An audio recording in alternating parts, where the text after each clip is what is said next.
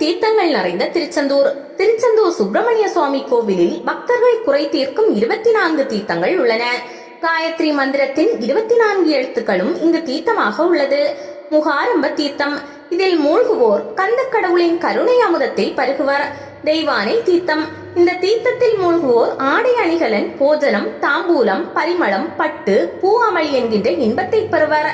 வள்ளி தீர்த்தம். இந்த தீர்த்தம் ஒருமை உள்ளத்துடன் பிரணவ சொரூபமாய் பிரகாசிக்கின்ற கந்த பெருமானின் திருவடி தாமரையை தியானிக்கும் ஞானத்தை கொடுக்கும். லட்சுமி தீர்த்தம். இந்த தீர்த்தத்தில் மூழ்குவோர் வடதிசைக்கு அதிபரான குபேரனும் அடைவதற்குரிய செல்வங்களை பெறுவர். சித்தர் தீர்த்தம். இந்த தீர்த்தத்தில் மூழ்குவோருக்கு காமம், வெகுளி, மயக்கம் என்னும் முக்குற்றங்களும் நீங்கி முக்திக்கு தடையாகிய உடல் உலக பகைகளை விலக்கி முக்தி வழியை நாட செய்யும். திக்கு பாலகர் தீர்த்தம்.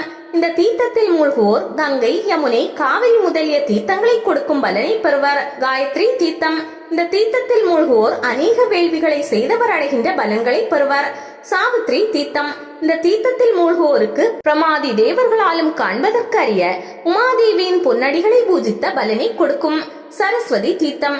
இந்த தீர்த்தத்தில் மூழ்குவோருக்கு சகல ஆகம புராண இதிகாசங்களை அறிய தகுந்த அறிவை கொடுக்கும். ஐராவத தீர்த்தம். இந்த தீர்த்தத்தில் மூழ்குவோர் சந்திர பதாகை, பன்னாவை முதலிய நதிகளில் நீராடியோர் பலனை பெறுவர். வைரவ தீர்த்தம்.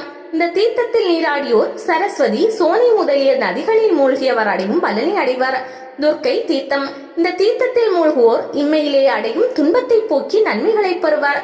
ஞான தீர்த்தம். இந்த தீர்த்தம் இறைவனை பரவுவோருக்கும் பரவுவதற்கு நினைத்தோர்க்கும் நன்மையை கொடுத்தருளும்.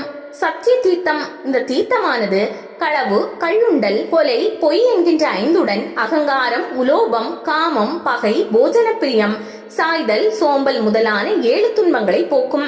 இன்னும் தூலம், சூக்குமம், அதிசூக்குமம் என்னும் சொல்கின்ற பாதகம், அதிபாதகம், மகாபாதகம் ஆகிய 3 நீக்கி தனது சித்தத்தை நன்னறையில் நிற்க செய்யும். தர்ம தீர்த்தம். இந்த தீர்த்தமானது தீவினை ஆகிய வேரை களைந்து தேவாமிர்தமாகிய மங்களக்கரத்தை கொடுத்தருளும் வல்லமை படைத்தது. முனிவர் தீர்த்தம். இந்த தீர்த்தத்தில் மூழ்குவோர் ஜகத் ரட்சகனை கண்ட பலனை பெறுவர். தேவர் தீர்த்தம். இந்த தீர்த்தத்தில் மூழ்குவோருக்கு காமம், குரோதம், லோபம், மோகம், மாச்சரியம் என்னும் 6 குற்றங்களை நீக்கி ஞானாமுதத்தை நல்கும். பாவநாச தீர்த்தம். இத்தீர்த்தம் குற்றமில்லாத முனிவர்களால் சபிக்கப்பட்ட சாபங்களை விலக்கி அனைத்து புண்ணியார்த்தங்களையும் அளிக்க வல்லது. கந்த புட்கரணி தீர்த்தம். இந்த தீர்த்தத்தில் மூழ்குவோர் சந்திரசேகர சடாதரனுடைய திருவடியை முடிமிசை சூடும் மேன்மையை பெறுவர். கங்கா தீர்த்தம். இத்தீர்த்தம் முக்திக்கு ஏதுவாய் பெருமானை தரிசித்து போற்றுவார். ஜனனமாகிய பிறவிக்கடலை கடக்கும் தெப்பம் போன்றிருக்கும். சேது தீர்த்தம். இந்த தீர்த்தத்தில் மூழ்குவோர் சகல பாதகத்தினின்றும் நீங்கி நன்மையை கொடுத்தருள வல்லது. கந்தமாதன தீர்த்தம்.